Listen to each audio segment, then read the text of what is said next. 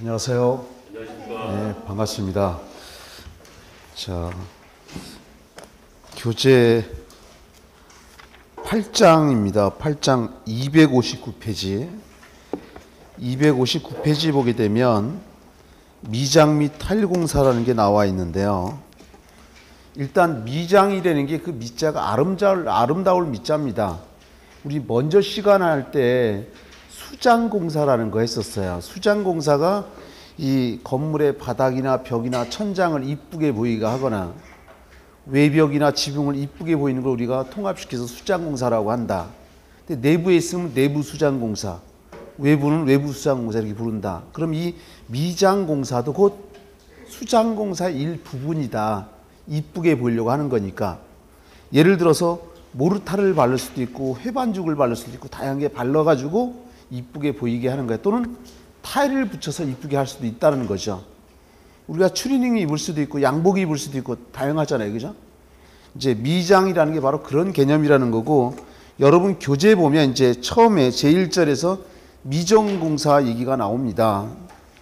근데 이제 그 지문을 보면 보기만 하는 겁니다. 미장공사는 벽, 반자, 바닥 등의 진흙, 회반죽, 모르타르 등을 바르는 마무리 공사이다라고 했는데, 시험에 나오는 거 이제 그 아래 보게 되면 이제 재료가 수경성이라는 게 나오고 다음 페이지 넘기게 보면 기경성이라는 게 나올 거예요. 자, 여기다가 표현을 해보면요.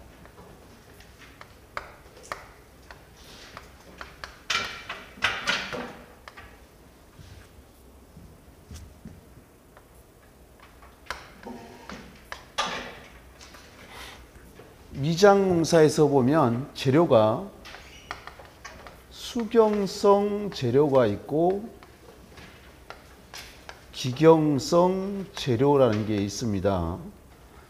미리 결론 내리면 이 수경성 재료하고 기경성 재료의 특징이 서로 반대적이에요. 그래서 시험에 많이 나오는 이유가 서로 반대라는 거예요. 그리고 또 이 숫자가 물숫자입니다. 물에 의해서 단단하게 굳으면 그걸 수경성이라고 하는 거예요. 여러분들이 잘 아는 게 모르타르 아시잖아요. 시멘트, 모래 섞어서 모르타르가 하잖아요. 그 물이 들어가잖아요. 그죠? 물에 의해서 굳으면 수경성이다. 물에 의해서 경화되는 성질의 재료다 이런 뜻인 거예요. 이 기경성은 이게 공기입니다. 이 공기 중에 보면요. 우리 사람이 공기를 마시고 이산화탄소를 내뱉죠. 그 탄산가스하고 결합을 해서 딱딱하게 굳는 걸 갖다 우리가 기경성 재료 이렇게 표현하는 겁니다. 대표적으로 여러분들이 진흙 아시잖아요. 진흙. 어렸을 때 점토 갖고 집도 만들고 탱크도 만들고 비행기도 만들어서 기억도 있을 거야. 그래서 점토 만들어서 어떻게 해요? 응달에다가 두잖아요. 그죠? 왜 응달에 뒀어요? 햇빛에 지금 균열이 많이 생기잖아요. 그죠? 응달에 두면 딱딱하게 굳어졌어요. 그걸 기경성이라고 한다. 대표적으로. 이제 교재로 가서 수경성 재료 얘기가 나오고요. 그 지문에 보면 이 수경성 재료의 동그라미 1번에 보면 경화 과정에서 물을 필요로 하는 재료이다. 물이 있어야 굳는다 이런 얘기인 거죠. 그 다음에 석고 시멘트, 모르타르, 그 다음에 석고 플라스터 등 이렇게 돼 있죠. 석고자가 들어가면 다 수경성이라고 보시면 돼요. 예를 들어 우리 큰애가 예전에 아마 그때가 고3 때였을 거야. 우리 큰딸이 지금 27살입니다. 교회 갔다 오다가 횡단보도 건너다가 차가 이렇게 쳐가지고 다쳐서 병원에 갔는데 깁스를 했어요. 근데 그 깁스하는 거 보니까 비닐봉지 안에 찢어가지고 그걸 갖다 물에 적신 다음에 다리 발목에다 형태를 딱 잡아주니까 한 30분 되니까 딱딱하게 굳더라는 거죠. 석고가 물하고 결합되면 딱딱하게 굳는다는 거야. 그게 물에 의해서 굳으니까 수경성이다 이거지. 그래서 지금 이 순간부터 석고자가 들어가면 무조건 수경성, 깁스를 이렇게 떠올리면 좋겠네요. 그죠? 이제 그 아래 보면 이제 특징이 나옵니다. 수경성 재료의 특징이 나오는데 조금 전에 내가 서로 반대라고 했어요. 그죠? 근데 이제 처음에 보면 그런 내용이 나옵니다. 경화가 이 아래다 쓸게요.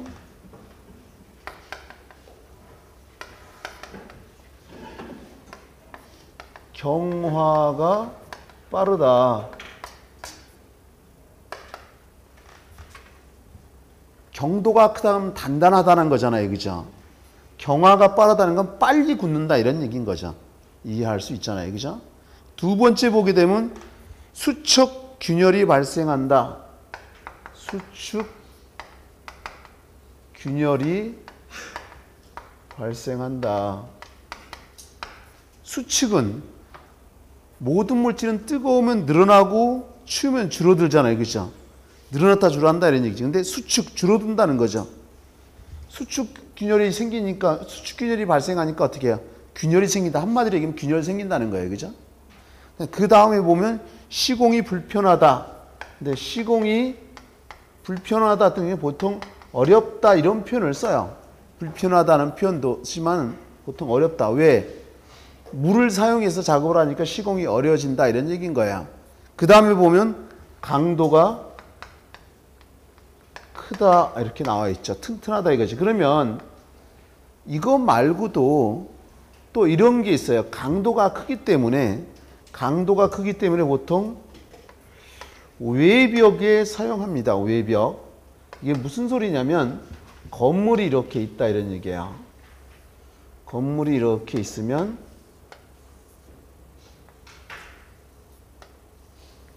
이 안에도 벽이 있으면 내벽이고 밖에 있으면 외벽인데 내가 여러분한테 얘기하려는 건 뭐냐면 이 바깥쪽 외벽 중에서도 바깥쪽에 많이 쓴다는 거야.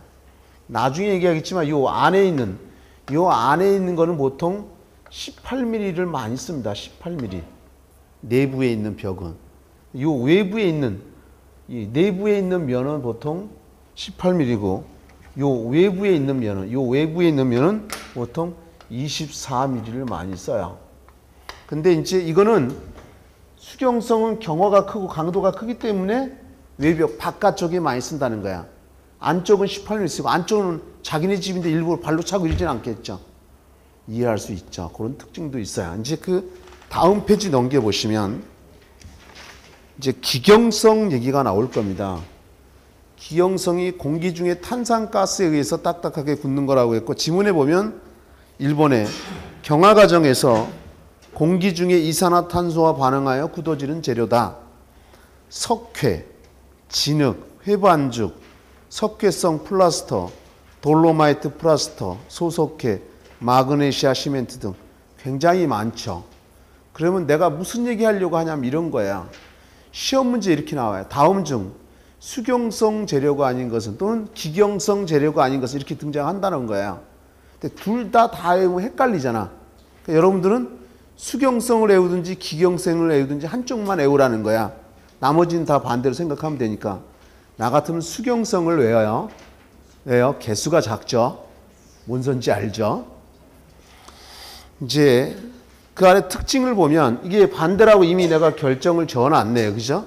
이미 반대라고. 그래서 특징을 보면 조금 전에 했던 수경성의 반대라고 하시면 돼요. 이거는 경화가 느리다.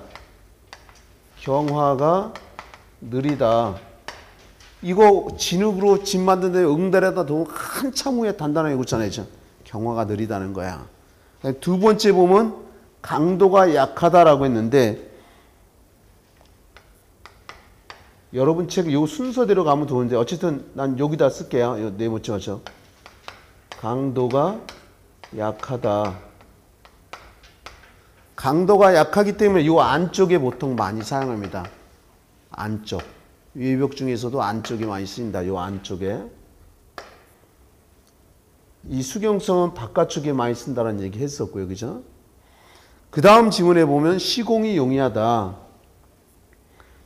시공이 용이하다.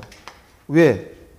이건 물 섞지 않잖아. 그냥 만들어서 놔두면 웅다리 두면 지가 굳어지니까 시공이 용이하더라 이런 얘기야. 그 다음에 균열 발생이 거기 보면 작다 그랬죠.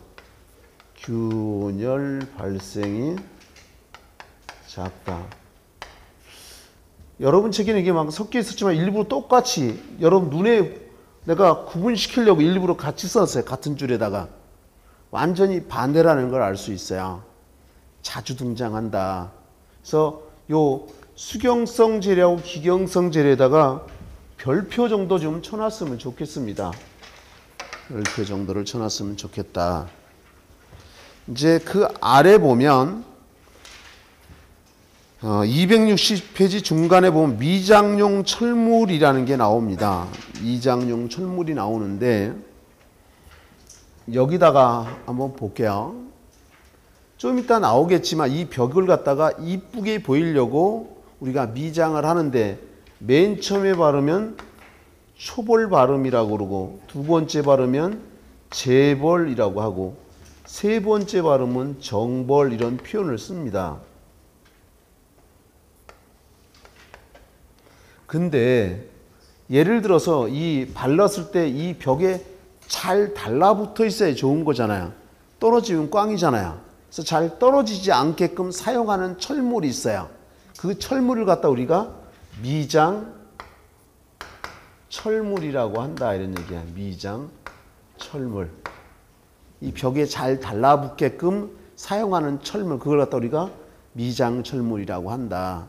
거기에 보면 미장용 철물에 갖고 그림들이 나와 있어요. 코노비드, 메탈라스, 와이어 메쉬, 논슬립 이런 게 있는데 이걸 좀 구분을 좀 지려고 합니다. 먼저 뭘 먼저 하냐면 미장 철물 중에서 벽에 사용하는 게 있고 바닥에 사용하는 게 있어요. 자, 이 벽에 쓰는 거는 뭐냐면요. 뭐가 있냐면 메탈 라스라는 게 있고 와이어 라스라는 게 있고 그 다음에 펀칭 메탈 이런 것들이 있습니다. 벽에 사용하는 것들이. 그 다음에 바닥에 쓰는 건 와이어 메쉬 이런 게 있어요. 이제 한번 보자고요. 이 메탈 라스는 얇은 철판인데요. 이 두께가 이론적으로 3mm 이하입니다. 철판의 두께가 3mm 이하인데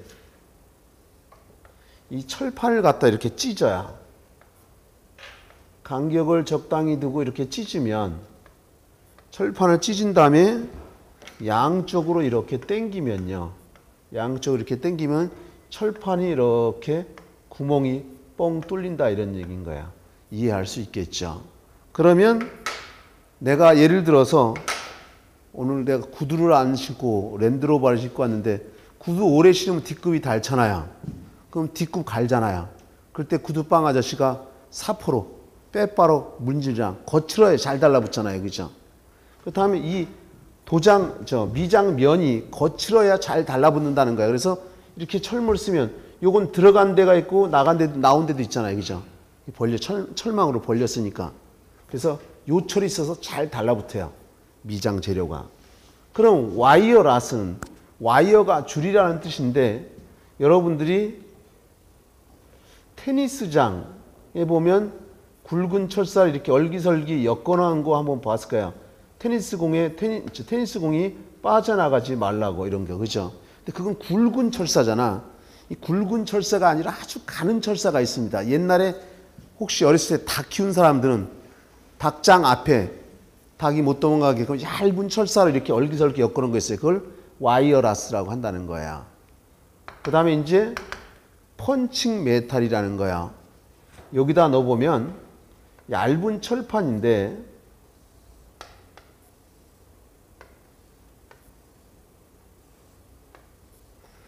동그랗게 또는 사각형으로 또는 다이아몬드 형식으로 해서 이 철판이 얇으니까 이런 모양으로 땅 때리면 빵꾸가 뽕 나겠죠.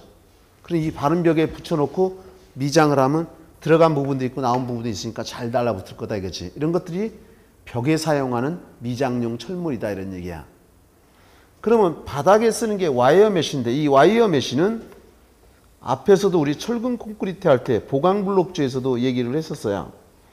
굵은 철사를 가로 세로 150이나 200, 이 간격이 150이나 200 정도 해서 용접시킨 거야.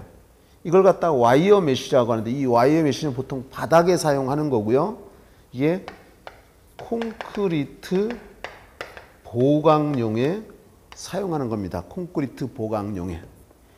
일단 미장철물 중에 요 두 가지는 이제 벽하고 바닥은 정리됐고, 이제 여러분 교재에 보면 맨 처음에 그림에서 코노비드라는 게 나와 있어요. 있죠?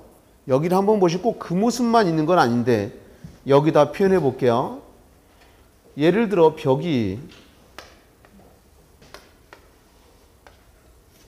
이렇게 있는데 여기다 미장제로 싹 바르면 이 모서리가 빼쭉하니까 이렇게 이빨 빠지듯이 아주 보기 흉합니다.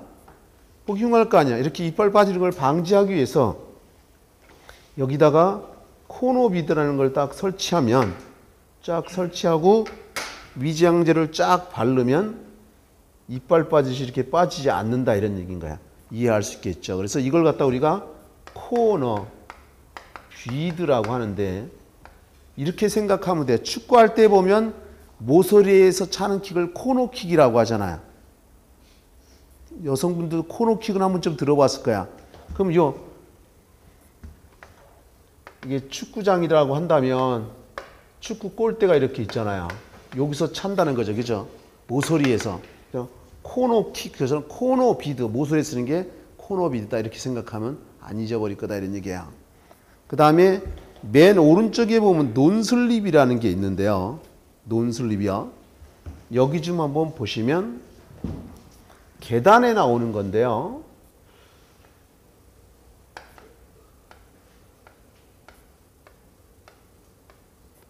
몇 단만 그려본다면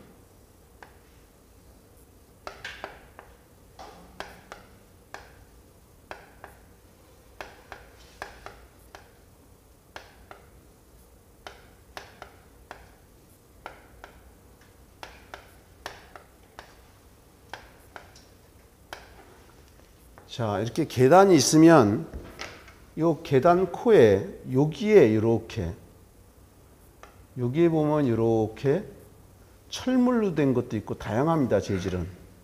이렇게 설치하는 길에 여기 밟으면 미끄러지지 않는다는 거죠. 먼저 슬립이라는 게 미끄러진다는 거잖아요. 근데 논슬립, 미끄러지지 않게 하라, 이런 얘기죠. 이해할 수 있겠죠. 계단에 쓰는 게 이런 거다. 그러면 그 얘기도 다 됐고, 옆 페이지 가보면 261페이지입니다. 261페이지 보면 시멘트 모르타르 얘기가 나옵니다. 벽에다가 시멘트 모르타르를 발라서 이쁘게 마감하는 거죠. 그것도 미장 재료인데, 이제 거기 보면 재료에 보면 시멘트 아래 보면 2번에 모래 얘기가 나옵니다. 초재벌용은 2.5mm 이하고 정벌용은 1.5mm 이하, 이런 얘기가 나옵니다. 여기에서 내가 처음에 발음은 초벌, 두 번 하면 재벌, 세 번 발음은 정벌인데, 요 초벌하고 재벌은 이런 규정이 있어요. 굵은 모래를 써라, 이런 규정이 있고, 정벌은 가는 모래를 써라, 이런 규정이 있는데, 왜 그러냐면요, 초벌, 재벌의 목적은요, 단단한 게 중요한 목적이야. 튼튼하라는 거지. 근데 마지막에 바르는 우리 피부도 그렇잖아요. 마지막에 피부가 매끄러워야 좋잖아요. 그죠? 그래서 굵은 모래 쓰면 매끄럽게 안 나타나잖아. 그래서 마지막에 정벌은 가는 모래 쓴다는 거야. 근데 그 두께가 굵은 모래면 2.5mm 기준 한다는 거죠. 이 가는 모래는 1.5mm 기준 한다는 거고. 이해할 수 있겠죠? 이런 뜻이다. 그 다음에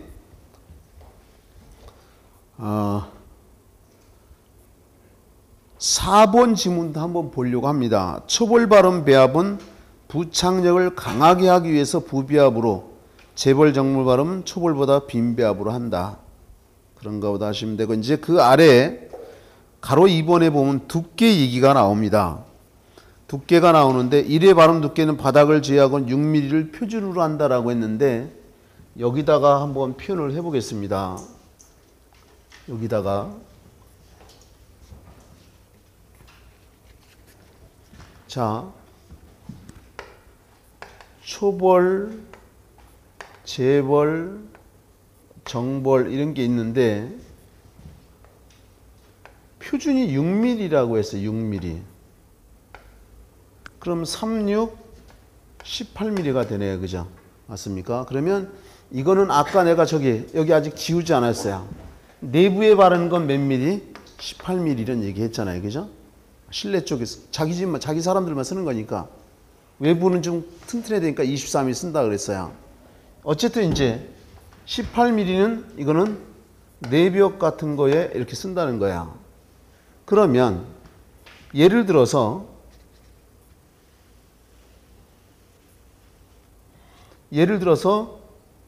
5mm, 5mm, 5mm 이렇게 바르면 3, 5, 15mm가 된다. 이런 건 뭐냐면 천장 또는 차양 이런 곳에 한다는 거야. 천장에 바르면 잘 떨어질 거 아니야.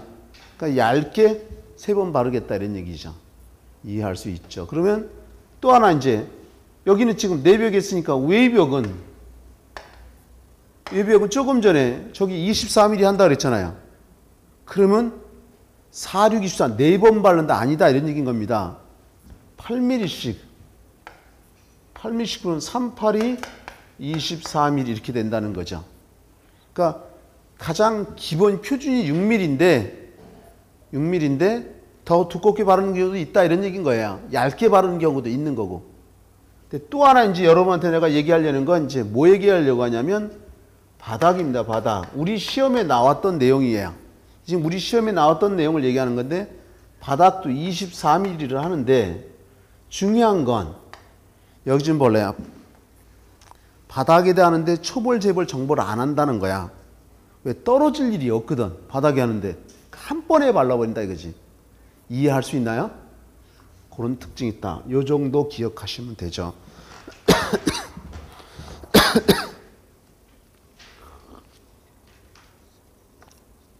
그 아래 가로 3번에 보면 시공 얘기가 나오는데 위에서 밑으로 한다라고 돼 있어요. 대부분이 100이면 99%가 위에서 아래로 하는 거예요. 근데 그 아래 동그라미 2번에 보면 실내는 천정, 벽, 바닥 위에서 아래로 한다는 거야. 외벽도 옥상, 난간 다음에 지층. 당연히 위에서 아래로 하는 거잖아요. 그죠? 그 다음에 수직과 수평이 만나는 곳은 수평 먼저 바르고 수직면을 바른다는 거. 뭐 중요치 않아요. 그렇게. 이제 그 아래 보면 특징 얘기가 나옵니다. 가로 4번에 보면 내가 언급하지 않는 건 시험에 안 나온다라고 보면 돼요. 거의 확률이 0.001%도 안 되니까. 특징에 보시면 단단하고 내구적이다. 뭔 뜻인지 이해할까요? 모르타르가 단단하죠. 시공도 용이하고 표면이 거칠어 부드러운 맛이 없고 장긍이 가기 쉽고 음영이 좋다. 그런가 보다 하시면 돼요. 이제 다음 페이지 석고 플라스터. 지금 조금 전에 시멘트 모르타르도 물 쓰죠. 이 석고도 물 쓰잖아요. 그죠? 석고자가 들어가면 수경성 이런 얘기 했었어요. 그죠? 그럼 이제 석고의 종류를 보면 순석고 지금 262페이지예요. 순석고 플라스터, 혼합석고 플라스터, 경석고 플라스터 또 이렇게 나눠진다는 거죠. 종류에 따라서도 석고도. 근데 그 중에서 미리 결론 내리면 세 번째 경석고 플라스터라는 게 있나요? 이 경석고 플라스터를 무수석고라고도 하고 킨즈 시멘트라고도 해요. 그래서 거기 가로에 보면 무수석고 그 숫자가 빠졌네요. 백스페이스로 잡은가. 무석고가 아니라 무수석고야. 그 다음에 킨즈 시멘트라고도 하는 거죠. 이게 석고 플라스터 중에는 이 경석고 플라스터가 중요해. 세 개 중에서 좀 우선순위를 따진다면 일단 그렇다는 거 얘기하고 이제 1번서부터 한번 보자고. 처음이니까. 순석고 플라스터 보면요. 석고 플라스터의 현장에서 석회죽 또는 돌로마이트를 배합하여 사용할 수 있는 것으로 중성이며 경화가 빠르다. 혼합석고 플라스터예요. 석고 플라스터와 석회가 혼합되어 있는 것으로 초볼용, 정볼용으로 쓰인다. 약 알칼리성으로 경화 속도는 보통이고. 이제 경석고야. 무수석고 또는 킨즈 시멘트라고도 한다 그랬어요. 이제 약산성으로 강도가 크지만 철제를 녹슬게 하는 단점이 있다. 여기요. 철제를 녹슬게 한다는 특징을 좀 잘 기억해 두세요. 이 한마디로 얘기하면 경석고는 그 앞에도 나오지만 강도가 커요. 한마디로 좋은 건 지가 다 갖고 있어. 근데 여기서 좋은 거 다 갖고 있다는 얘기는 여기 좀 몰라요? 지금 석고 플라스터잖아요. 석고 플라스터의 한 종류인 경석고 플라스터 얘기를 하는데 수경성이죠. 맞아요? 이런 특징을 다 가져가는 거다 이런 얘기인 거예요. 이런 특징. 경화도 빠르고 수직균이 발생되고 시공이 어렵고 강도가 크고 다 이걸 가져가는데 그 중에서도 이제 그 뒤에 보면 철제를 부식시킨다는 내용이 나오죠. 다른 건 다 좋은데 좀 철제를 좀 부식시킨다. 이렇게 개념을 가지라 이런 뜻인 거야. 이제 그 아래 보면 시공 및 특징 얘기가 나오는데 1번 지문요. 미장 재료 중 경화 속도가 가장 빠르며 여기다가 밑줄을 그려요. 경화 속도가 가장 빠르며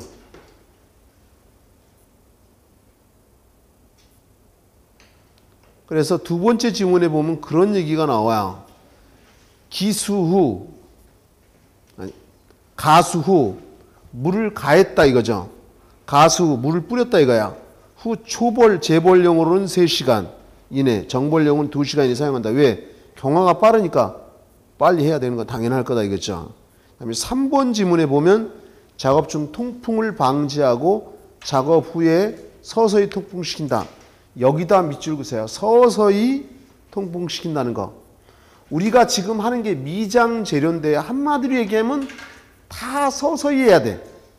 빠르게 소리가 나오면 100% 그게 답이라고 보시면 돼요. 빠르면 균열이 잘 생겨요. 균열이 잘 생긴다. 사람들 있잖아. 성격 급하면 꼭 실수합니다. 그래서 서서히 건조한다는 걸 잘 기억해 두세요. 이 문장을 이용해서 대부분 답이 많이 되니까.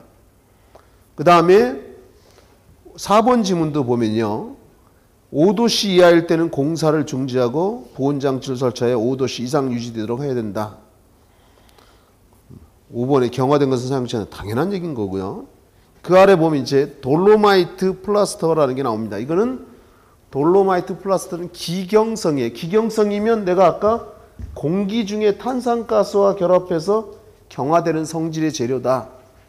기경성인데 거기 보면 재료가 돌로마이트 플러스 모래 플러스 여물 이런 얘기가 나옵니다. 여기다 좀 표현해 보면요.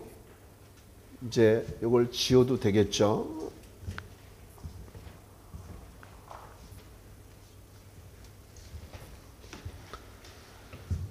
예를 들어 여물하면 소여물 떠올리셔도 됩니다. 소 여물 먹인다 그러잖아요. 볏짚 같은 거 잘라서 주고요. 그죠? 이 여물이 쓰는 목적은 균열을 방지하려고 사용하는 게 여물입니다. 균열이 미장재료 벽에 발랐는데 균열이 이렇게 생긴다. 그럼 안 좋은 거잖아요. 그죠? 그 균열을 방지하려고 여물이라는 건데 여기서 여물은 소여물이 아니고 털여물, 털을 사용했다는 거야. 짐승의 털을 쌉니다. 또는 삼여물. 이 두 가지가 대표적으로 있어요. 어쨌든 다른 건 몰라도 여물하면 균열 방지 정도는 기억해야 된다. 거기는 안 나왔지만 또 이런 것도 있어요. 해, 초, 풀. 이게 바다 해자의 풀조입니다. 풀초. 그러니까 바다에서 나는 풀 이런 뜻인 거야. 녹조류. 바다에서 나는 녹조류를 걷어다가 큰 드럼통에 놓고 불을 가해서 끓입니다. 끓이면 누리끼리한 액체가 나오는데 그거 만져보면 끈적끈적해요. 그러니까 여기서 미장 재료 바를 때 잘 달라붙겠죠. 이게 접착성 또는 접착력을 좋게 하려고 하는 거다 이런 얘기인 거야. 이해할 수 있겠죠. 근데 이거 말고 또 이런 것도 있어요. 이제 모래라는 게 있는데 이 모래는 뭐냐면 점도 조절이라는 표현을 쓰는데 이 뜻이 뭐냐면요. 여러분들 혹시 요즘 가구들 보면 이것도 보면 여기 겉에다가 시트지 같은 걸 붙였네요. 오래된 가구 좀 기분 전환하려면 시트지 사다가 붙이잖아요. 그죠? 맞습니까? 시트지가 잘못 붙이면 똑바로 다시 하려고 뛰다 보면 늘어지고 보기 흉하잖아요. 그죠? 너무 잘 달라붙어도 미장재료가 너무 잘 달라붙어도 문제가 생긴다는 거야. 그랬을 때 모래를 좀 집어넣으면 좀 잘 달라붙는 걸 좀 덜 달라붙게 해줄 수 있다는 거지. 점도를, 달라붙는 정도를 조절을 해준다 이런 뜻인 거야. 그러니까 미장 재료에 이런 것들을 넣는 목적이 이런 목적 때문에 한다 이런 얘기인 거야. 그죠? 직장 생활하고 피곤하고 오면 졸려야. 배고파도 졸리고 배불러도 졸리고. 내가 그래서 수업 시간에 내 수업 시간은 먹어도 된다 그랬어요. 조용히. 하품도 하라 그랬어요.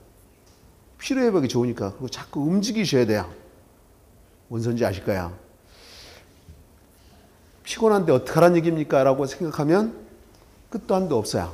그러니까 능동적으로 움직여야 돼. 기지개 펴도 되고 하품해도 되니까 다리를 떨든지 자꾸 움직여서 졸음을 쫓아야 돼요. 자, 이제 교재로 다시 되돌아가서 263페이지 중간에 보면 회반중 얘기가 나오는데 거기에 보면 소석회, 여물, 모래, 여물 이런 게 나와 있잖아요.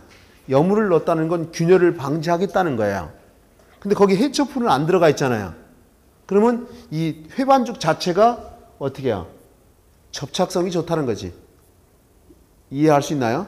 만약에 접착력이 안 좋으면 해초풀을 넣었을 거다 이런 얘기인 거야. 이제 그 아래 특징을 보면 알아요. 그 가로 2번의 특징 보면 소석회 플러스 모래 플러스 여물을 해초풀로 반죽하여 사용한다라는데 여기에는 앞에는 없잖아요. 그죠? 그러니까 이게 결론적으로 뭐예요? 여기까지 다 집어넣어야 점성을 좋게 해줄 수 있다 이런 뜻인 거죠. 결론적으로 얘기하면. 이제 뭐 그런가 보다 합시오. 물은 사용하지 않는 게 왜? 해반죽은 기경성이니까. 지워버렸는데 기경성은 공기 중에 탄산가스가 결합해서 만들어지는 거니까 당연한 얘기야. 그런가 보다 하시면 돼요. 이제 그 아래 3번이요. 여물은 건조 수축에 의한 균열 방지를 위해 사용한다는 거. 해초풀은 끈기를 주고 강도와 부착력을 증대시키려고. 요 3, 4번 지문을 옆에다 좀 체크해 놓으시고요. 그 다음에 8번 지문이요. 8번 지문. 초벌 발음을 하고 우리 초벌, 재벌, 정벌 하잖아요. 근데 초벌 발음을 하고 충분히 건조시키지 않으면 얼룩이 생긴다. 완전히 건조 후 재벌 발음한다. 이 문장도 잘 기억해야 된다. 이제 다음 페이지 계속됩니다. 9번 지문이요. 역시 중복되는 거야. 발음 중에는 통풍을 금하고 발음 후에는 서서히 건조한다는 거. 미장저로 100이면 100 다 서서히 한다는 거. 빨리 하면 균열 생기니까. 9번 지문도 기억하고 10번도 반복되는 거야. 실내 온도 5도씨 이상 유지시키며 2도씨 할 땐 작업을 중지하고. 그 다음에 11번 바른면은 빗물이나 습기가 차지 않게 하며 직사광선을 피한다. 직사광선 햇빛이 직접 내리쬐면 균열이 잘 생기거든요. 그러니까 8, 9, 10, 11 요 지문들을 눈여겨봐두세요. 이제 그 아래 미장공사 시 주의사항이 나옵니다.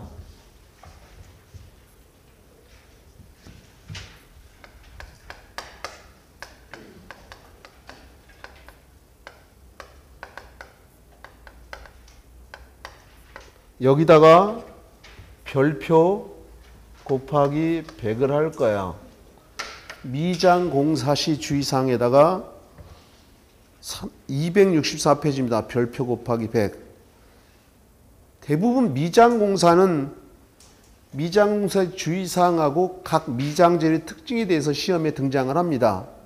그래서 내가 여기다 별표 곱하기 100을 하는 거고, 이제 앞에서 나온 내용들이 그대로 또 반복될 거야. 한번 빠르게 보자고요. 1번서부터. 바탕면은 거칠게 하고, 예를 들어서 여기 좀 볼래요?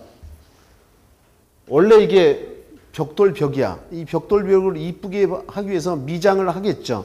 초벌 재벌 할 거 아니에요. 근데 맨 처음에 있는 바탕면은 거칠게 하라는 거야. 그래야 잘 달라붙으니까.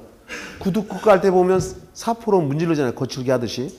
그래서 그 지문에 바탕면은 거칠게 하고 바른면은 평탄하게 하며 초벌 재벌 정벌수를 한다. 기억해야 됩니다. 그 다음에 초벌 발음 후 균열이 충분히 진행된 다음에 재벌 발음한다는 거. 이것도 예를 들어 이런 거죠. 초벌을 했어. 이렇게 초벌을 다 했는데 이게 이제 굳어가면서 균열이 이렇게 생길 거예요. 근데 균열이 최대한 다 일어난 다음에 제거를 해야 또 균열이 안 생긴다는 거야. 균열 진행 중에 발라보면 또 균열 생기니까. 그래서 이 지문도 중요하죠. 그 다음에 3분 지문에 초볼, 재볼 발음의 원래는 거친 모래를 쓰고, 거칠다는 게 굵은 모래 쓴다는 거예요. 아까 여기 아직 지우지도 않았네요. 초볼, 재볼은 굵은 모래 2.5mm, 정보는 가는 모래 1.5mm 얘기했죠. 그래서 이제 그 아래 4번 지문도 보면 발음 두께는 일정하되 얇게 여러 번 바는 것을 원칙하나 바닥 24, 외벽 24, 내벽 18, 천장 15를 표준한다. 아까 내가 여기다 적어 놓은 거죠. 특징적인 거는 바닥은 한 번에 바른다는 거, 떨어질 일이 없으니까, 그죠? 그 다음에 그 아래 보게 되면 5번에 미장 발음 작업은 위에서 아래로 한다. 당연한 겁니다. 여기 좀 볼래요? 여기다 아래서부터 이렇게 미장을 바르고 가는데 위로 갈수록 위에서 밑으로 다 떨어지면 꽝이잖아. 하나만 하잖아. 그러니까 위에서 아래로 가는 게 당연할 거다 이런 거야. 상식만 잘 생각해도 찾아지는 답들이 많으니까요. 그래서 미장 발음 작업은 위에서 아래로 한다는 얘기는 된 거고, 그 가로 문장은 이미 다 얘기된 거야. 그 다음에 6번도 실내 온도가 5도씨 이하일 때는 공사를 중단하거나 난방하에 5도씨 이상으로 유지한다. 그 다음에 7번은 그냥 보기만 할 거야. 강우, 강풍 혹은 주의 작업으로 발음 작업에 지장이 있을 경우는 작업을 중이다. 당연한 얘기인가요? 우리 굳이 머릿속에 안 넣어도 된다는 거죠. 그 다음에 8번도 한번 읽어만 볼 겁니다. 외부 미장 공사를 여름에 시공하는 경우에는 발음층의 급격한 건조를 방지하기 위하여 거적 덮기 또는 폴리에틸렌 필름 덮기를 한 다음 살수 등의 조치를 강구한다. 왜? 직사광선 내리쬐면 균열이 잘 생기잖아요. 보호 조치를 하라는 거야. 그런가 보다. 그 다음에 9번도 계단, 디딤판 끝부분에 보강 및 미끄럼 방지를 위해서 논슬립이 된다. 그 다음에 10번에 벽, 기둥 등의 모서리를 보호하기 위해서 미장 바르게 할 때 보형 철문인 코노비드를 사용하고, 그죠? 미장 바탕용 철문은 메탈라스를 사용한다. 아까 벽에 바르면 메탈라스, 와이어라스, 펀칭 메탈인 거 쓴다 그랬어요. 바닥에 쓰는 거는 와이어 메쉬라는 얘기도 했었고요. 그 다음에 이제 11번에 재료의 배합은 원칙적으로 바탕에 가까운 발음층일수록 부배합, 정보를 발음에 가까울수록 빈배합으로 한다. 그 다음에 12번 지문 그냥 보기만 할 겁니다. 결합제와 골제 및 혼화제의 배합은 용적비로 하고 혼화제, 안료, 해초풀 및 집 등의 상량은 결합제에 대한 질량비로 표시하는 것을 원칙으로 한다. 그 다음에 그 아래 13번도 한번 봅시다. 발음면의 흑선 작업은 갈라지거나 들뜨는 것을 방지하기 위해서 발음층이 굳기 전에 끝내고, 14번이요. 시멘트, 석고, 플라스터 등과 같이 습기에 약한 재료는 지면보다 최소 30cm 이상 높게 만든 마루바닥에 있는 창고 등의 건조 상태로 보관하고 겹쳐 쌓기는 열세포 이하로 한다. 우리 시멘트 포대를 창고에다 정거장할 때 열세포 이하로 하듯이 똑같다는 얘기인데 그렇게 중요치 않아요. 그 다음 페이지 15번 지문도 중요치 않고요. 그 아래 보면 8번에서 미장공사의 균열 원인 및 방지 대책 이런 게 있어요.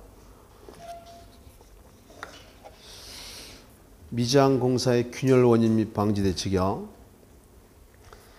자, 균열 원인이 되는 게 가는 모래 사용 시, 가는 모래 쓰면 강도가 약하니까 균열이 생길 수밖에 없겠죠. 부배합일 때, 부배합이라는 거 우리 철근 콘크리트 배워서 이미 배합비 1대 2대 4다 그러면 시멘트가 들어갈 양만큼 들어간 걸 부배합이라고 그러죠. 들어갈 양보다 적게 들어가면 빈배합이라고 하는 거고요. 급격한 건조 시, 너무 가는 입자 시멘트 사용 시 한 번에 두껍게 바를 때, 그 중에서 여러분이 눈여겨봐둘 게 동그라미 2번, 3번, 동그라미 2번, 3번 옆에다가 이렇게 체크를 좀 해주세요. 동그라미 2, 3번을 좀 잘 봐두시고요. 그 다음에 균열 방지 대책이 그 아래에 있는데 위에 거를 반대로 해주면 되는 거죠. 그러면 초벌 재벌용 모래는 굵은 모래 쓴다. 이미 얘기 다 된 거잖아요. 그죠? 그 다음에 부비압을 금지하고, 부비압을 금지한다는 얘기 뭐야? 빈비압하라는 얘기인 거잖아요. 그죠? 급하게 건조를 피하고 서서히 한다는 거 당연히 되겠죠. 일진이었고. 그 아래 이제 타일 공사입니다. 타일 공사요.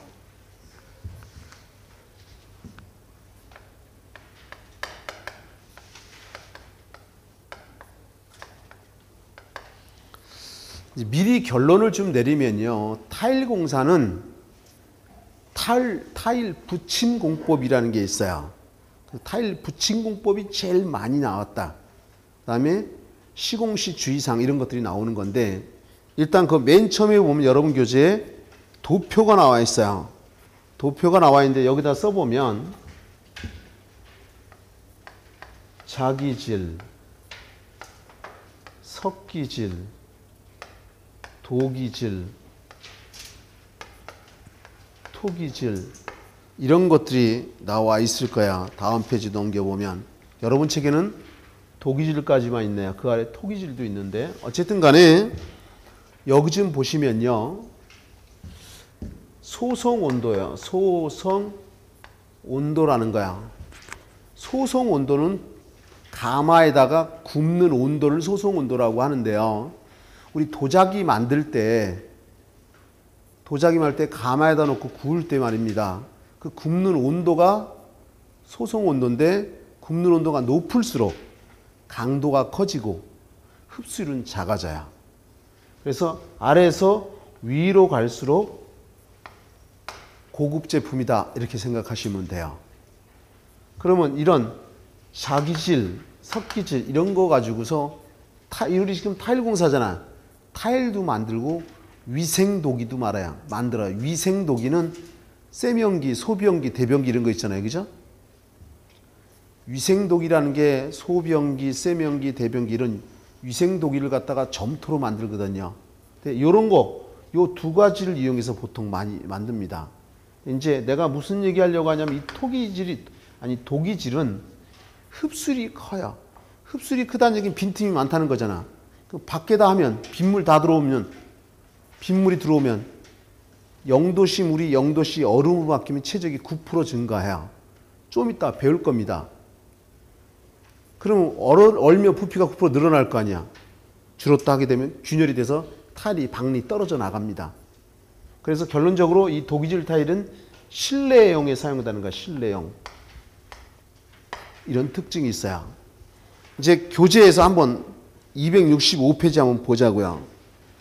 265페이지 자기질을 보면 특징이 흡수율이 없고 단단하며 없다라는 표현은 좀 그렇습니다. 왜냐면 그 오른쪽에 뭐 흡수율 1에서 2% 이하 이렇게 돼 있잖아. 앞뒤 문맥이 안 맞잖아. 흡수율이 작다, 뭐 아주 작다 이런 표현을 써야 정확한 표현이겠죠. 흡수율이 거의 없고 뭐 이런 식으로 표현이 돼야 된다 이런 얘기인 거야. 단단하며 치밀하고 두드리면 금속성 맑은 소리가 난다. 내산성, 내마모성이 우서다. 모든 물질은 산성, 중성, 알칼리성으로 대별되는데 산성에 강하다는 거야. 내산성. 그 다음에 내마모성, 마모에도 강하다 이거죠. 그래서 오른쪽에 흡수율이 1에서 2%밖에 안 되기 때문에 사용처는 외장, 바깥에 붙이는 타일에 쓴다는 거죠. 외장이라는 게 지금 우리가 타일 공사하는 거잖아. 그러니까 바깥 장소에 넣는다는 거야. 외장 타일이다 이런 얘기인 거죠. 모자이크 타일을 쓴다는 거야. 이제 두 번째 석기질을 보면요. 흡수율이 비교적 낮고 강도가 크다. 오른쪽에 보면 흡수율이 10% 미만 이렇게 돼 있죠. 겨울의 추위와 오염물질에도 잘 견디며 충격과 진동이 강하다. 그래서 보통 바닥 또는 외장 타일 이런 데 쓴다는 거야. 이 두 가지가 좀 고급 제품이라고 생각하시면 돼요. 이제 그 다음 페이지 넘겨보면 독이요. 특징은 다공질이며 이렇게 있잖아. 그 다자가 마늘 다자고 이게 다공질이 공간이 많은 질, 이거 다시 말해서 빈틈이 많다 이런 얘기인 거죠. 흡성이 높다. 그래서 오른쪽에 보면 10% 이상 이런 게 되는 거죠. 그래서 두드리면 둔탁한 소리가 나고 동해에 약하고, 동해는 어는 거잖아. 물이 얼어버리면 피해가 생기는 걸 동해라고 하는 거죠. 그래서 맨 오른쪽에 내장 타일. 그래서 결론적으로 얘기하면 이 도기질 타일은 실내 내장용 타일로 사용된다라는 거예요. 그리고 이제 그 아래 그 당구장 표시 같은 걸 보면 도표 밑에 보면요. 지문을 확인하려고 합니다. 외장용 타일은 자기질 또는 석기질로 하고 내의 동해성이 우수한 것으로 한다. 곧 이 자기질이나 석기질이 동해에 강하다 이런 뜻인 거야. 흡수율이 작으니까. 그 다음에 이번에 내장용 타일은 도기질 또는 석기질 또는 자기질로 하고 한마디로 내장되는 이 셋 중에 아무거나 다 써도 된다 이런 얘기인 거죠. 그죠? 한냉지 및 이와 준하는 장소에 노출된 부위에는 자기질이나 석기질 쓴다. 당연하겠죠. 그 다음에 바닥용 타일은 유약을 바르지 않고 재질은 자기질 또는 석기질로 한다. 여기 좀 볼래요? 유약이라는 건 뭐냐면 여러분 도자기 아시잖아요. 도자기 보면 반짝반짝 빛나는데 그게 유약을 발라서 그래요. 그러니까 유약을 바르는 걸 우리가 시유한다라 그래. 시유. 유약을 바른다는 거야. 그래서 반짝반짝 빛나는 게 방수효과가 있다는 거야. 방수효과. 유약을 바르면. 그리고 이뻐 보이잖아요. 그죠? 이런 목적 때문에 유약을 바르는데 초점은 지금 그 얘기가 아니고 거기 뭐 바닥 타일은 유약을 바르지 않고 그랬잖아요. 왜? 여러분들 욕실 바닥에서 한 번쯤 미끄러 넘어져 봤죠? 특히 노인들 넘어져 큰 사고 나잖아요. 그죠? 골절 사고 나고. 나도 가끔 미끄러져요.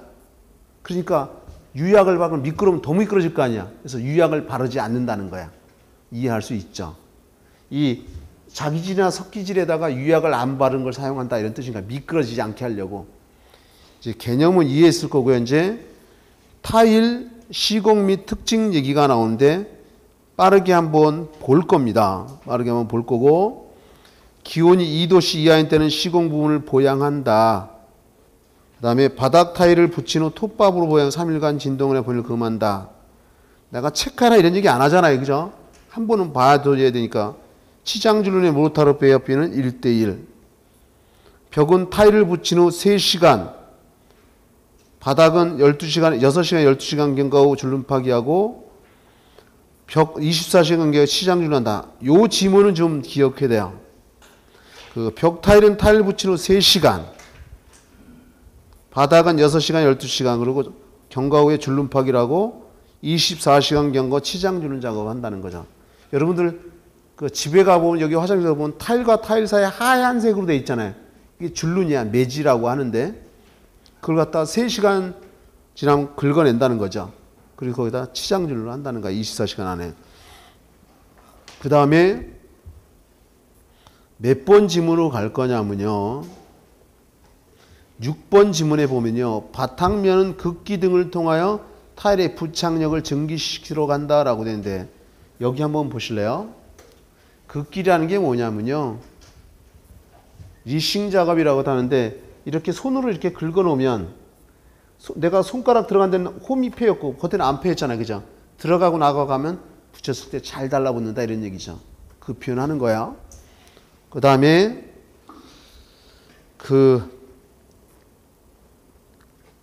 나머지는 뭐 그렇게 중요한 게 아니고 이제 그 아래 가로 3번 지문이요. 1번 지문입니다. 내부 벽 타일은 밑에서 위로 붙여가고 외부 타일은 위에서 아래. 요 지문을 좀 기억해야 되는데 옆에서 체크하시고요.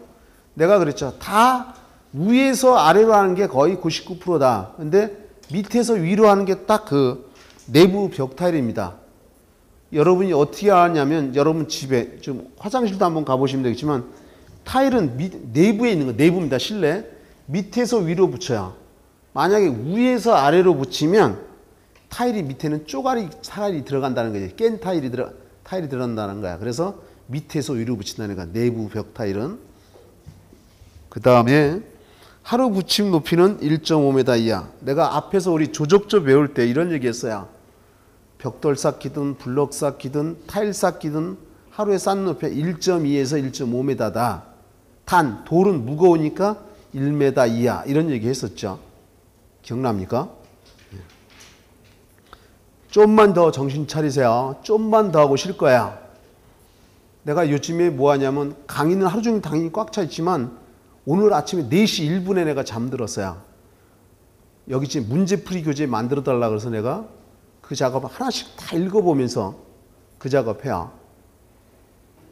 그리고 8시에 일어났어요. 그리고 운동 갔다가 와서 또 하루 종일 여기 오기 전까지 작업했어. 그리고 또 왔고. 내가 이 소리 하는 이유는 나만 직장 생활, 나만 힘들다 이런 생각 추호도 하지 마. 다 직장 생활해요. 다 힘들고. 뭔 소리인지 알 거야. 더 이상 잔소리 안 합니다. 좀 더 정신 차려야 된다.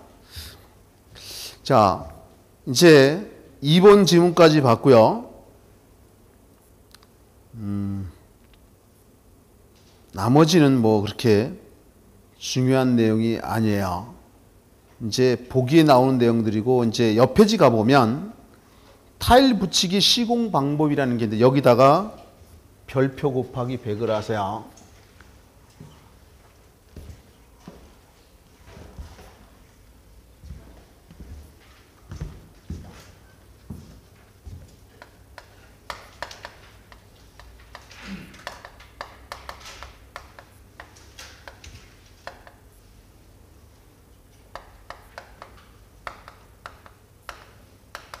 우리 시험 문제의 관연도 문제를 분석해 보면 제일 많이 등장을 했어요. 그래서 혹시 오늘 안 되면 나중이라도 계속 반복해서 봐야 되는 부분이다 이거지. 이제 한번 보자고요. 그림은 뒷페이지 가보면 나옵니다. 이런 교재. 일단 떠붙이기 공법이라는 거야. 타일 뒷면에 모르타를 얹혀 가볍게 두드려 붙이는 방법이다. 여기 보실래요? 이게 타일이에요. 착하지? 여기 좀 보세요. 이게 타일이 여기다 붙이려고 합니다. 그러면 이 타일에다가 모르타를 발라. 그래서 이렇게 해서 붙인다 이런 얘기야. 이해할 수 있겠죠? 그게 떠붙이기 공법이다. 모르타 떠서 붙인다 이런 얘기죠. 떠붙이기.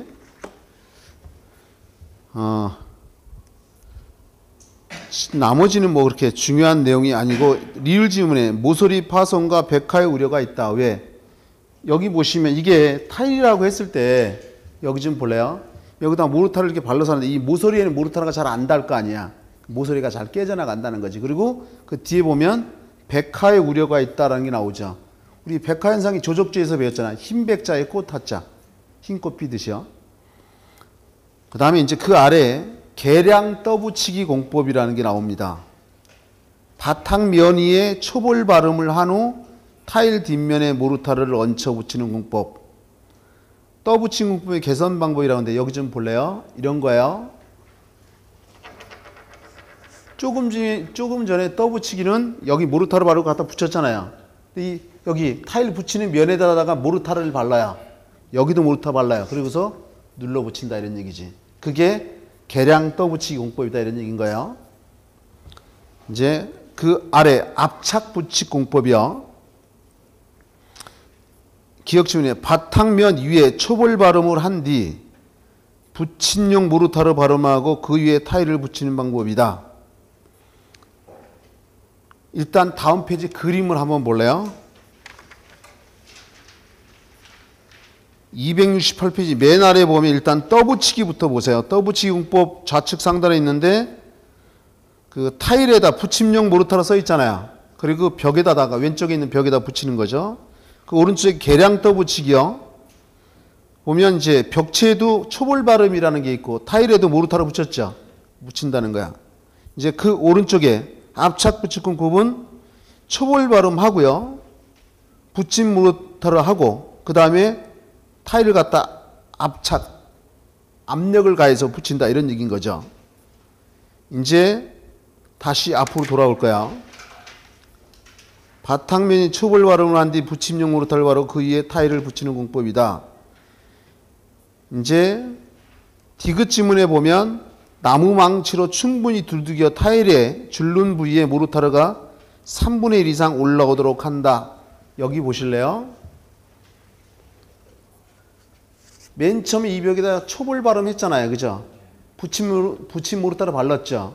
이 타일을 대고 나무 망치를 두들기면 이게 타일의 두께라고 하면 요 3분의 1 정도 모르타르가 위로 삐져나온다 이거지. 이해하시나요? 다시 여기에다가 초벌 발음하고 붙임모로 또 붙임모르타르 바르잖아요. 그리고 타일을 대고 나무 망치로 압력을 가해. 그럼 이게 들어갈 거 아니야, 타일이. 그러면서 요 옆으로 모르타르가 삐져 올라올 거 아니야. 그 올라오는 게 3분의 1 정도 된다는 거죠. 이해할 수 있나요? 이제 그 다음 페이지 넘겨서요. 계량 압착 공법. 우리 시험에도 나왔고요. 이제 특히나 그 중에 계량 압착 공법을 잘 봐두세요. 이제 지문을 봅니다. 계량 압착 공법이요. 바탕면 위에 초월 발음을 하고 붙임용 모르타르 발음을 한 뒤 타일 뒷면에도 모르타르를 얹혀 붙이는 공법이다. 여기 좀 볼래요? 여기다 초벌 발음했어요. 붙임 모르타르 했어요. 그리고 이 타일에도 모르타르 발랐어요. 조금 전에는 이 타일에 모르타르 안 발랐잖아. 압착공법은, 그죠? 그래서 이제 두들겨서 붙였어. 이게 계량 압착공법이다 이런 얘기야. 그럼 모르타르 두께가 제일 두껍겠죠. 3번이나 된 거나 마찬가지잖아. 이해하십니까? 대신 강도는 크죠. 백화현상도 잘 안 생기고 그래요. 이제 그 지문으로 가보자고요. 계량 압착공법. 바탕 위에 초벌 발음을 하고 붙임용 모르타르로 발음을 한 뒤 타일 뒷면에도 모르타르를 얹혀 붙이는 공법이다. 붙임용 모르타르 두께는 3에서 6mm 정도로 하며 1회 붙임이 1제곱미터 정도로 한다. 그런가 보다. 이제 밀착 공법이야. 동시 줄눈 공법이라고 하는 거죠. 압착 붙임 공법에서 우리 압착 붙임 공법이라는 게 조금 전에 여기 올래요. 초벌 발음하고요. 붙임 모르타르하고 타일을 대고서 압력을 가해서 3분의 1 정도 모르타르가 올라올 때까지 이게 압착 공법이잖아. 그 지문을 보면 밀착 공법 다시 보면 기억에 압착 붙임 공법에서 붙임 모르타르의 건조 상태를 방지하기 위해서 진동기를 진동 밀착시켜 솟아오르는 모르타르로 줄눈 시공하는 거다. 아까 나무 망치지만 이건 진동기를 눌러준다 이런 얘기인 거야. 그래서 니은 지문 보면요. 모르타르 두께는 5에서 8mm 정도로 애우는 거 아닙니다. 1에 붙이면 1.2제곱미터 이하 15mm 내로 한다. 그런가 보다. 디귿 지문에 진동기 사용 시 모르타르가 타일 두께 3분의 2 이상 올라오도록 충분히 진동을 준다. 아까 압착 붙이는 3분의 1만 올라왔잖아요. 이건 더 올라온다는 거지. 밀착했으니까. 그 다음에 리을에 올라온 모르타르는 줄눈 파기를 하지 않고 그대로 닦은 후 치장 줄눈 사용한다. 3분의 2나 올라왔으니까. 이해하시죠? 여기 이게 타일 두께야. 아까 압착 공법은 3분의 1만 올라왔잖아. 요번에 계량 압착 밀착 공법은 3분의 2 올라왔잖아. 거기 겉에다가 이제 미장 타일을 미장 줄눈 하기만 하면 된다. 남은 3분의 1에다가 이해할 수 있을 거예요. 이제 미음지는 대형화 고층화 건물에 적합하다. 왜? 강도가 크니까요. 잘 붙어 있고. 그 다음에 이제 접착 붙이기 공법이라는 게 나옵니다. 내부 타일 붙이기 공법에 사용된다. 내부 타일 공법에 쓰이는 거야. 외부에 쓰는 게 아니라 접착제의 1회 발음 면적은 2제곱미터 정도로 한다. 왜? 너무 넓게 발라놓으면 다 굳어버리면 그 다음에 안 붙잖아요. 그러니까 2제곱미터 정도 발라놓고 가서 붙인다는 거야. 접착제 1회 발음은 뭐 2제곱미터 이하라고 접착제 흑선 눌러 바르고 그런가 보다. 이제 한마디로 접착제로 붙이는 거예요. 접착 붙이기는 내부에 쓰인다는 거고. 이제 그 옆 페이지 가보면 모르타르 얘기 나오는데 특별히 볼만한 게 없어. 우리가 이미 다 모르타르는 철공부에서 다 배웠고 그 아래 이제 타일 줄눈 얘기가 나옵니다. 1번 지문에 타일 줄눈은 평줄눈하고 너비는 6mm 정도로 한다. 모자이크 타일은 여기 좀 볼래요? 모자이크 타일은 원래 규정이 가로 세로 크기가 요 크기가 40mm 40mm면 센치로 하면 공 하나 빼면 되잖아요. 4cm 이하 되는 거 이걸 모자이크 타일이라 그래요. 그 모자이크 타일 줄눈은 3mm로 한다는 거죠. 보통은 6mm인데 여기 좀 보실래요? 우리 벽에 붙이는 타일을 여기 좀 보세요. 우리 옛날 화장실 욕실 보면 바닥에 조그만 타일들 붙어 있잖아요. 그게 4cm 이하 되는 거야. 이것도 가로 세로 15mm 짜리도 있어요. 여기 세로가 가로 세로가 15mm짜리 곧 1.5cm짜리 이건 아트 타일이라 아트 타일. 예를 들어 옛날에 뭐 88 올림픽 하면 호돌이 색깔별로 타일 해갖고 호돌이 모습도 만들고 조그만 타일로 모양을 만든다는 거지. 그게 아트 타일이고 보통 이 모자이크 타일은 바닥에 썼어요. 근데 벽에 붙이는 타일은 좀 컸죠. 가로 세로 10cm짜리 하얀 타일이 맨 처음에 나왔어. 그게 세라믹 타일이야. 내가 무슨 얘기하려고 여기까지 끌고 왔냐면 패션이 변하잖아요. 예를 들어 그 넥타이도 폭이 넓은 게 유행할 때 있고 좁은 게 유행할 때가 있잖아요. 그것처럼 이 바닥에 타일 붙이는 게 조그만 건 쓰지 않고 요즘 큰 타일도 붙이잖아요. 여러분 집에 가보면 그죠? 벽에도 엄청 큰 거 붙이잖아요. 그죠? 유행이 바뀌어가듯이 타일도 바뀌고 이게 경계가 거의 없어졌어.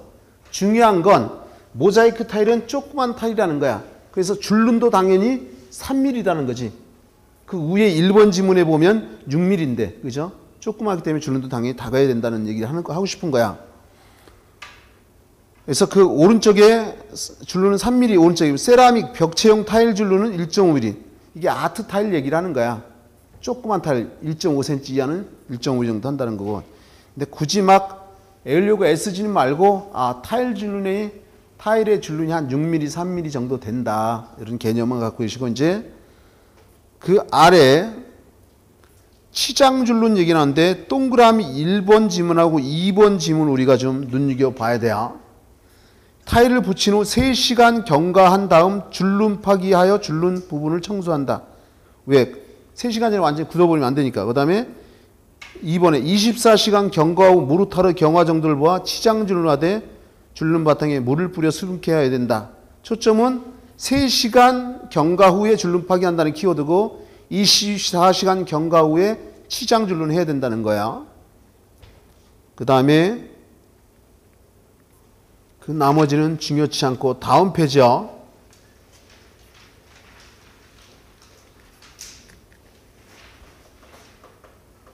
특별히 볼만한 게 없고 이제 문제는 각자 풀어보시고 조금 쉬었다가 그 도장 공사 및 적산을 하려고 합니다. 좀 쉬자고요.